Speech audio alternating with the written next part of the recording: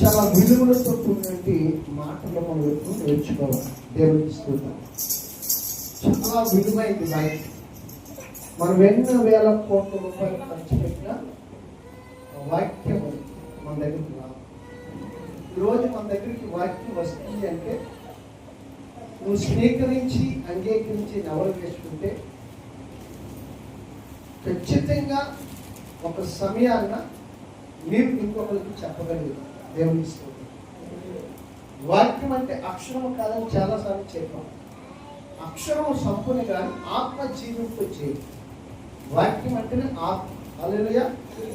ఈ మాట మీకు ఎక్కడ ఇది ఎలా చెప్పగలుగుతామని మీరు అనుకుంటే 37 ఏజ్కేల్ గ్రంథంలో 10వ వచనము 5వ వచనాన్ని మీరు చదివితే జీవాత్మ ఎండిపోయిన ఎముకల్లో లోయలో పడి ఉన్న ఎముకల్లోకి జీవాత్మ ప్రవేశించినప్పుడు అవి తిరిగి మరలా బ్రతుకున్నట్లుగా చూస్తున్నాం. దేవునికి స్తోత్రం. ఆత్మదేవుడు వాక్యమైన వాడు ఆత్మదేవుడు. ఆది యందు వాక్యము వాక్యము దేవుడే. దేవుడే వాక్యమై ఉన్నాడు. వాక్యము దేవుని యొక్క దేవునికి స్తోత్రం. కాబట్టి వాక్యాన్ని పట్ల ఎప్పుడు కూడా మనం నిర్లక్ష్యం కలగదు. దేవునికి స్తోత్రం. పరిశుద్ధ లేఖనాలు సెలవిస్తున్నాయి. నేను వాక్యంలో వెళ్ళే ముందు ఒక మాట చెప్పాలి.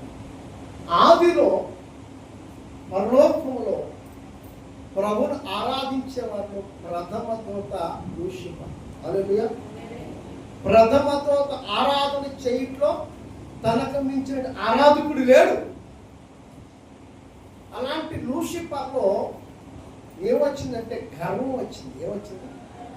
గర్వం. సామెతల గ్రంథంలో చెప్తాడు, నాశనానికి ముందు గర్వము నడుస్తుంది. హల్లెలూయా. హల్లెలూయా. మరి ఇది ఎలా వచ్చింది? ఏ విధంగా వచ్చింది? ఎవరు పంపించారు? దేవుడా? ఎవరు పంపించారు? దేవుడు పంపిస్తారా? అపవాది పంపిస్తారా? మరి ఎవరు పంపించారు? మనకు మనమే తెచ్చుకుంటాం. ఇది ఎలా వస్తుందంటే అసూయ, ఓర్చుకోలేదు. దానివల్ల అదొక వ్యక్తి అయితే అందంగా చక్కగా తీర్చిదిద్దబడి అన్ని అలంకరించుకొని చక్కగా మందిరంలోకి వస్తే నా అంత లేరు, అదొక గర్వం. మరి ఎర్రగా బొర్రగా ఉన్నారనుకో, ఓ మెలుగు తిరిగిపోతారు, అదొక గర్వం. ధనం ఉన్నదని గర్వం, ఉద్యోగం ఉన్నదని గర్వం, వ్యాపారంలో ఎస్టాబ్లిష్ అవుతున్నానని గర్వం, అన్నీ నాకు ఏ లోటు లేదు, అన్ని కలుగునని గర్వం. ప్రతిదీ గర్వం గర్వం గర్వం. ఇదంతటికి కారణం మనం ఇచ్చిన అవకాశాలే. దేవుడు ఎప్పుడు కూడా గర్విష్ఠులను గద్దించే దేవుడు, గర్వాంధులను అనగదొక్కే దేవుడు. దేవుడు స్తోత్రం. ఎందుకంటే ఈ లూసిఫర్ అనే వ్యక్తిలో ఉన్నటువంటి గర్వం బట్టే తనతో కొంతమంది దూతలు గబ్బిలాలుగా ఈ యొక్క మధ్యాకాశంలో ఎలాడుతున్నారు. దాంతో పాటు కొంతమంది తోసేశారు దేవుడు కర్లో. దేవుడు స్తోత్రం. ఒక మనిషి జీవితంలో ఏదైతే సేధిస్తున్నామో ఆ సేధించే దాంట్లో సత్యమును, న్యాయమును, యథార్థతయు, పరిశుద్ధతయు, నీతియు, భక్తియు కనబడినప్పుడు నీ తోటి వారికి పంచు. కానీ నువ్వు సేధించే విషయంలో అది అతిక్రమం కానీ అక్రమము కానీ లేదు, ఎదుటి వారికి విరోధంగా కానీ నీకు నీవు భయంకరమైన పరిస్థితులు కల్పించే పరిస్థితులు కానీ ఉంటే అది నేను పాడేయాను కాబట్టి వీడు పాడైపోయిన ఆలోచన పక్కవారి మీద వద్దుకోవడం. దేవుని స్తోత్రం. చాలా మంది సామెత చెప్పిన మాట నాకు తెలియదు. చాలా మంది పెద్దలు అంటారు 6 నెలలకు వారే వీరు అవుతారు. నువ్వే సావాసం చేస్తే ఎప్పుడు ఆత్మీయులతో సహవాసం కలిగి ఉండాలి. ఆత్మీయులతో సహవాసం, పరిశుద్ధులతో సహవాసం. నాకు బాగా యేసన్న గారు చెప్పిన విషయంలో ఎక్కువ దేవదాసయ్య గారు కానీ యేసన్న గారు కానీ ఎక్కువ చెప్పే ప్రతి మాటలో నేను బాగా ఇష్టపడేది ఆ దైవజనం. ఎందుకంటే ఎప్పుడు పరిశుద్ధులతోనే మన సహవాసం ఉండాలి. ఆత్మీయులతోనే ఉండాలంట. ఆత్మ సంబంధమైన వ్యక్తులతోనే సహవాసం చేయాలంట. విచ్చలవిడిగా తిరిగి వాక్యం ఎరగలేని వారితో, ప్రార్థన చేయలేని వారితో, వాక్యం చదవలేని వారితో, ఆత్మ సంబంధం కాని వారితో సహవాసం చేస్తే ఉన్న ఆత్మని కోల్పోతాడు. దేవునికి ఉన్న పరిశుద్ధతను కోల్పోతాడు. ఉన్నంటి భక్తిని కోల్పోతాడు. మన ఏలూరు ప్రాంతంలో ఒక మంచి దైవజుడు ఈ మధ్యకాలంలో ఇంచుమించు ఒక 6-7 ఏళ్ళు అవుతుంది ఆయన ప్రార్థన చేస్తారు. ఎంత గొప్ప దైవజుడు అంటే చాలా మంచి దైవజుడు, పిల్లలు పెట్టుకోసం. ఆ దైవజుడి పేరు చంద్రశేఖర్ గారు. మేమంతా ఒక సావాసంలో కూడా చాలా పెద్ద. అప్పటికే ఆయనకు ఒక 70 ఏళ్ళు ఉంటాయి నాకు తెలిసి. అప్పటికే ఆ 70 ఏళ్ళ వయసులో కూడా ఆయనతో సావాసం చేయడానికి ఆయన ఇష్టపడేవాడు. ఆనందరావు గారు ఆయనకు ఒక 76-77 సంవత్సరాలు. ఇప్పుడు పిలుపు గారు ఎలాగైతున్నారు, గడిపొక్క పిలుపు గారు జంగారెడ్డిలో అలాగా సావాసము, ఆత్మీయులతో సావాసము చేయటంలో ఆయన చాలా చక్కగా ఆత్మీయంగా వెళ్ళే వాళ్ళు పురిగలిపేవాడు. ఎవరు ఒక 6-7 క్రితం చనిపోయారు. వాళ్ళ పిల్లలకి ఎంత చెప్పినా ఇలా బ్రతకాలి, ఇలా చేయాలి, ఈ విధంగా ఉండాలంటే వారు తండ్రి మాట ఇక్కడ వినేవారు బయటకు వెళ్ళి చెడు సావాసాలు చేస్తారు. కొంత మట్టుకు వారి పిల్లల బట్టే తను చాలా కృంగిపోయాడు. దేవునికి స్తోత్రం. హల్లెలూయా. ఆయన అనేక దేశాలు తిరిగాడు, అనేక ప్రాంతాలు తిరిగాడు. మాకు చెప్తున్నాడు వెళ్ళేసి వచ్చిన నెలకొకసారి కలిసేవాడు నెల్లూరు. అలా ప్రాంతానికి వెళ్ళి వచ్చిన అబ్బాయి, నాకంటే మిమ్మల్ని బలంగా దేవుడు వాడుకోవాలి, కానీ పరిశుద్ధత ఎప్పుడు కోల్పోకూడదు, పిలిచిన పిలుపును పోగొట్టుకోకూడదు, మంచి బోధకి ఆ బోధను విడిచి తినకూడదని ప్రార్థన చేస్తుంటే రాజుగారిని పిలిచి ఉదయానికి వెళ్ళి ప్రార్థన చేస్తాడు. దేవుని స్తోత్రం. అంటే ఒక వ్యక్తిని ఎలా బలోపేతం చేయాలో ఆత్మీయ అలా బలోపేతం చేసేవాడు. మరి ఈరోజు ఏమైపోయింది? భక్తంతో చల్లనైపోయింది. గర్వానికి చోటించి భక్తిని కోల్పోతున్నాం, ఆత్మను సల్లార్చుకుంటాం. ఆ మాట మీకు చూపిస్తాను, చూడండి ఒకసారి, మీకు అర్థమవుతుందని చెప్తున్నాను. ఒకసారి చూడండి. 1 పేతురు రాసిన పత్రిక 5వ అధ్యాయం 5వ వచనం చూడండి ఒకసారి. ఎలా చల్లారిపోతే మీకు అర్థం అని చెప్తాను.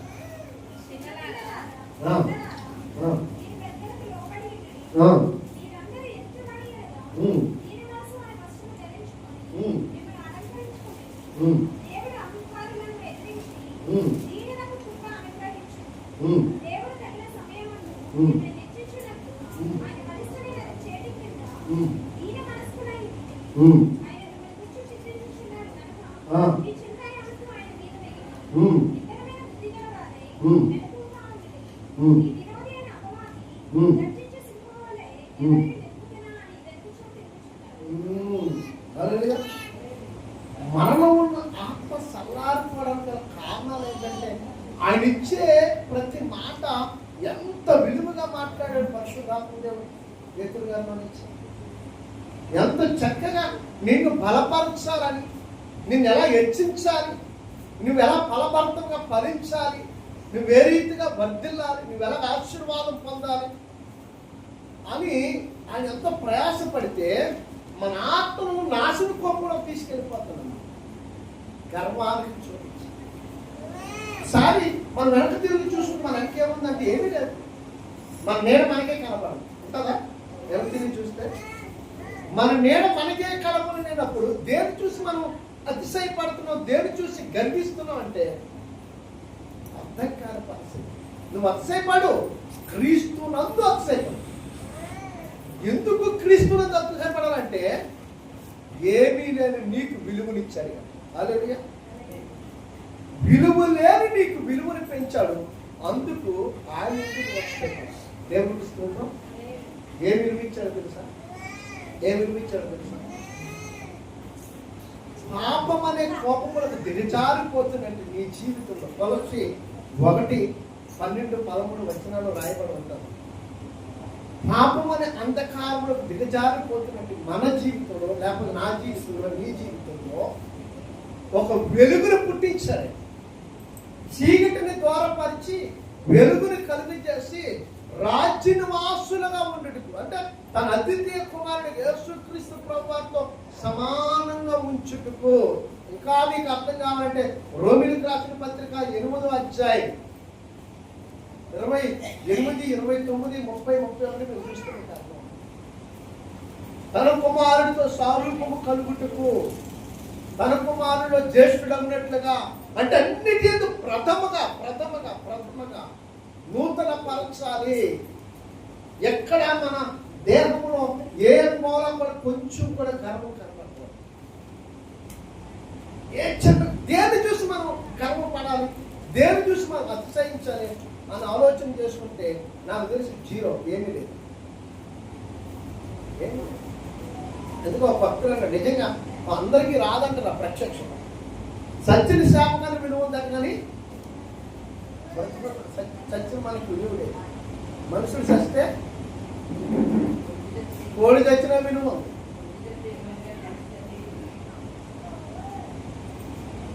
దాన్ని 3 రోజులు 4 రోజులు ఎండబెట్టుకొని, లేకపోతే 4 రోజులు ఎండబెట్టుకొని తీసుకొచ్చి ఇంట్లో జాగ్రత్తగా పొదుపు చేస్తాం సత్యని చేపలు. అవునా? అక్కడికి వెళ్ళి కొనుక్కుంటాం ఎండిపోయిన చేపలు. మరి మనకెందుకు విలువ లేదంటే అది అణిగి మణిగి ఉంటాం.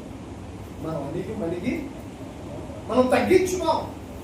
నేనే అని కర్మం ఎప్పుడైతే మనలో ప్రవేశించిందో నీ ఆత్మ క్షీణించిపోతుందని అర్థం. దావీదు అదే అంటాడు, నా ఆత్మ నాలో క్షీణించిపోతున్నది, నేను నేల మట్టికి కృంగి ఉన్నాను, నా ఆత్మ నాలో దిగజారి. ఆత్మ ప్రత్యక్షతలో నువ్వు ఎప్పుడైతే క్షీణించిపోయావో నీ శరీర బలం తగ్గుతుంది. మీకు అర్థమవుతుంది? మీ శరీర బలం తగ్గుతుంది. మీ శరీర బలం ఎప్పుడైతే తగ్గుతుందో మీ ఎముకల పుష్టి తగ్గుతుంది. అంటే మీ ఎముకలో ఉన్న సత్తువ తగ్గి నీరసం వచ్చేసి నిలబడలేకపోతుంది. అప్పుడు డాక్టర్ దగ్గరికి వెళ్తే ఏం చేస్తాడో తెలుసా? కాలుష్యం బిల్లలు రాసేస్తాడు. ఎందుకని? ఆ ఎముకల్లో ఉన్నట్టు గుల్ల పోయి ఆ బిల్లలు వేసుకోగలే మనలో అన్నింటినీ బలం ఐరన్ కలిగించింది. అందుకే మన ఎముకలకు పుష్టి ఎప్పుడు వస్తుందంటే ఆత్మ సంబంధమైన వాక్యమును మనం భుజించుకుంటాం. ప్రతిరోజు వాక్యమును భుజించాలి. వాక్యమును భుజించడం వల్ల కలిగే మేరేంటంటే గర్వము నీలోకి రాదు. ప్రతిరోజు దేవునితో మాట్లాడతాడు వాక్యములో. గర్వం ఎప్పుడైతే వచ్చిందో నువ్వు పతనం అవడమే కాదు, నీ చుట్టూ ఉన్న పతనం అయిపోతారు. కొత్త గొప్పలు ఇచ్చాను. అందుకనే దేవుడు ఎప్పుడు కూడా గర్వానికి చోటు ఇవ్వద్దాడు. గర్వం అనేది చాలా రకాలుగా పనిచేస్తుంది. చాలా రకాలుగా అవన్నీ నీకు ముందు పెడితే ఇప్పుడు సమయం సరిపోదు, కానీ చాలా రకాలుగా పనిచేస్తుంది. జాతి పరమగాను, లైంగిక సంబంధాల పరమగాను, అక్ర సంబంధాల పరమగాను, ధన సంపద పరమగాను, ఆర్థిక పరమగాను, అన్ని వేళ ప్రతి విషయంలో ఒక చిన్న గుడిసి కట్టుకుంటే అసలు భూమి మీద మనం నిలబడం. ఒక మంచి కారు ఆ సెకండ్ హ్యాండ్ అయినా తెచ్చుకున్నా మనం 10 సార్లు గుడిస్తాం, దాని మీద అసలు మనకే ఉందనుకుంటాం. చిన్న చిన్న విషయాలు పరిశుద్ధాత్మ దేవుడు యేసు ప్రభు వారు చెప్తున్న మాట, ఆయన మాటకి నా మాట ఏంటంటే, నాకు ఇష్టమైన మాట ఏంటంటే, చాలా చిన్న జీవితం ఉంది. తక్కువ దినాలు, అధిక బలం ఉంటే 85 సంవత్సరాలు లేదా 75 సంవత్సరాలు. 75 సంవత్సరాలు బ్రతుకుతున్నామా? దుఃఖము ఆయాస్కరమే. 91 కీర్తనలు చెప్తారు. అవి కూడా ఆ దినములు కూడా దుఃఖము ఆయాస్కరమే. మరి దుఃఖము ఆయాస్కరమైన దినముల్లో నీ కుటుంబంతోను, నీ పిల్లలతోను, సంఘంలో ఉన్న కుటుంబీకులతోను, నీ చుట్టూ ఉన్న వారితోను క్రీస్తుల ప్రేమను పంచుకుంటూ నీ భర్తతో చక్కగా, నీ భార్యతో చక్కగా ప్రేమ కలిగి అన్యోన్య సహవాసము కలిగిన వారే, పిల్లలు చక్కగా ఉన్న దాంట్లోనే చక్కగా కష్టపడి ఉన్న దాంట్లోనే సంతృప్తిగా తిని ప్రభు యొక్క భోజన పనుల దగ్గర అసలు నీ దినములు ఎంత సమాధానకరంగా అవుతాయో, నీ దినములు ఎంత సంతోషకరంగా సాగుతాయో. అడిగిందల్లా దేవుడు ఎందుకు ఇవ్వలేదు నేను అడుగుతా. దేవుడు అడగచ్చు అడగకూడదు. నేను మొన్న వారం కాక అంత ముందు వారం చెప్పాను. హబక్కూకు దేవుడితో వాదన పెట్టుకోండి. దావీదు దేవుడితో వాదన పెట్టుకున్నాడు 28వ కీర్తనలో. నువ్వు వాదన పెట్టుకో, నువ్వు అడిగే దాంట్లో న్యాయం ఉన్నప్పుడు దేవుడితో వాదన పెట్టుకో. కానీ తగిన సమయం ఉంది ఖచ్చితంగా. ఇప్పుడు పేతురు గారు చెప్పినట్లు నేను హెచ్చిచ్చే సమయం వచ్చినప్పుడు, నీకు ఇవ్వాల్సిన ఫలం ఇచ్చే సమయం వచ్చినప్పుడు అది ఎంతమంది ఆపినా అలా. ఎందుకని ఎస్తేరు గ్రంథంలో ఒక ఇద్దరు వ్యక్తులు ఉంటారు. ఒకరు మొద్దికై, ఒకరు ఆమాన్. ఆమాన్ అన్ని కుతంత్రాలే చేస్తాడు. మొద్దికై ప్రజలకి మేలు చేయాలి, రాజుకి మేలుకరంగా ఉండాలి, దేవునికి చిత్తానికి సాక్షిగా ఉండాలి, దేవుని చిత్తం చేయాలని మొద్దికై ఆలోచన. కానీ ఆమాన్ ఆలోచన ఏంటి? మొద్దికైని పూర్తిగా తీసేయాలి, ప్రజలను తన జాతిని రాజు దగ్గర కంట పొందాలి, మొద్దికైకి ఉరేయబడాలి. ఆమాను రాజు దగ్గర ఒక గొప్ప విశ్వాసం కలిగిన మంత్రిగా ఉండాలి, ఒక గొప్పవాడిగా ఉండాలి. దేవుడు అన్యాయం చేస్తాడా? దేవుడు అన్యాయం చేస్తాడా? 35వ కీర్తనలో చెప్తాడు, తాము తీసిన గుంటలు తామే, ఎవరి మీదకైతే నువ్వు కీడు తెస్తావో 35వ కీర్తనతో చదవాలి, వారి నెత్తి మీదకే చేతి వస్తుంది. ఇది నా మాట కాదు, దేవుని మాట. ఎందుకు ఆ మాట అన్నాడు?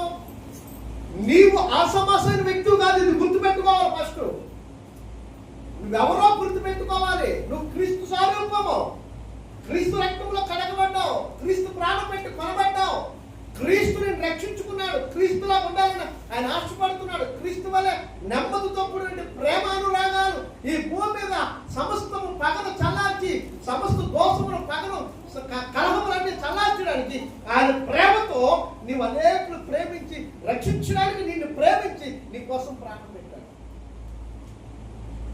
అందుకు దేవుని స్వరూపం, దేవుని ప్రతిబింబం ఉంది. అంటే మన ఇష్టం వచ్చిన ఉండడానికి కాదు దేవుడిని రక్షించడం. దేవుడు నువ్వు ఇష్టం వచ్చిన ఉండడానికి కొనా దేవుడికి ఇష్టమైతే ఉండొచ్చు, దేవుడిని అడిగి ఉండొచ్చు. నేను ఒక అంజూరు పండు తిన్నా, నాకు ఇష్టమైంది, అందులో చెడు లేనప్పుడు తినొచ్చు, అడిగి తినొచ్చు. దేవుడికి స్తోత్రం. అదే పండులో చెడు ఉంది, కీడు ఉంది. ఏం చేసింది అమ్మమ్మ?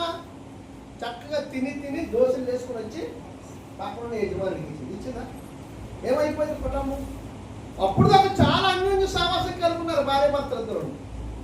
ఆదాము అవ్వలు ఎంత అన్యోన్యత కలుగున్నారు. వాళ్ళిద్దరు అన్యోన్యతనా?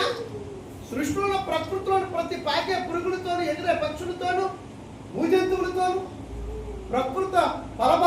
ప్రకృతితోను వాటిని సృజించినట్టు సృష్టికర్తలు దేవుడితో చాలా అన్యోన్య సావాసం కలిగి ఉన్నారు. ఎప్పుడైతే దేవుడు ఇది చెయ్యొద్దని చెప్పారో వారి సుబుద్ధిని ఆధారం చేసుకుని, వారి సుచిత్తాన్ని ఆధారం చేసుకుని, వారి సొంత జ్ఞానాన్ని ఆధారం చేసుకొని వెళ్ళిపోయి ఆ యొక్క సర్పం మాటని, మూల వ్యక్తి మాటని ఆ పళ్ళు తెచ్చుకున్నారు. తిన్నా మనిషి ఊరుకుందా? పక్కలు పడించి. ఇప్పుడు ఏం కోల్పోయారంటే దేవుని మహిమను కోల్పోయారు, దేవుని ఆశీర్వాదాన్ని కోల్పోయారు, దేవుని ప్రత్యక్షతను కోల్పోయారు, దేవుని కోల్పోయారు, వారితో ఉన్న స్నేహ సంబంధాలు కూడినట్టు ప్రకృతిని కోల్పోయారు. బయటకు వచ్చేసారు. ఏదైనా ఇప్పుడు ఏం చేయాలి? ఆయన ఏమి నశింపజేయలేదు. ఇద్దరిని బయటకు తీసి మీరు ఈ భూమిని నిండించండి, ఈ భూమిని స్వేచ్ఛపరచండి, దీన్ని ఫలించి మీరు అభివృద్ధి పొందండి అని చెప్పి ఆశీర్వదించి వదిలేశారు. అప్పుడు దాకా శ్రమ ఏంటో ఆదాముకు తెలియలేదు, కష్టం ఏంటో ఆదాముకు తెలియలేదు, బాధ ఏంటో అవ్వమ్మకు తెలియలేదు, దుఃఖం ఏంటో అవ్వమ్మకి తెలియలేదు. అక్కడికి వచ్చాడు తెలిసింది. తన దినములు ఎలా ఉంటాయంటే వ్యాధనకరమైన దినములను అవ్వమ్మకు తెలిసింది. దేవుని స్తోత్రం. ఆదామును బట్టి అవ్వమ్మకు వేదన. హల్లెలూయా. దేవునికి స్తోత్రం. హల్లెలూయా, హల్లెలూయా. ప్రియులారా, గమనించండి, నువ్వు సృష్టిలో ఎంత తగ్గించుకుంటావో నీ దినములు అంత ఆరోగ్యపరంగా, అంత క్షేమకరంగా నీ జీవితం పడతాయి. అందరికి ఉంటాయి సమస్యలు. ఎన్ని సమస్యలున్నా సమస్య కంటే గొప్ప దేవుడు నువ్వు కలుగున్నావు. గుర్తుపెట్టు. సమస్య కంటే అత్యున్నతని కలుగున్నావు. గుర్తుపెట్టు. నువ్వు ఎవరి మాట వినాలంటే మొదటి దేవుని మాట విను, రెండోది సేవకురాల మాట విను. అంతేగాని నువ్వు ఎవరి మాట వినేసి నీలో నువ్వు కలవరం చెంది నీలో నువ్వు కృంగిపోయి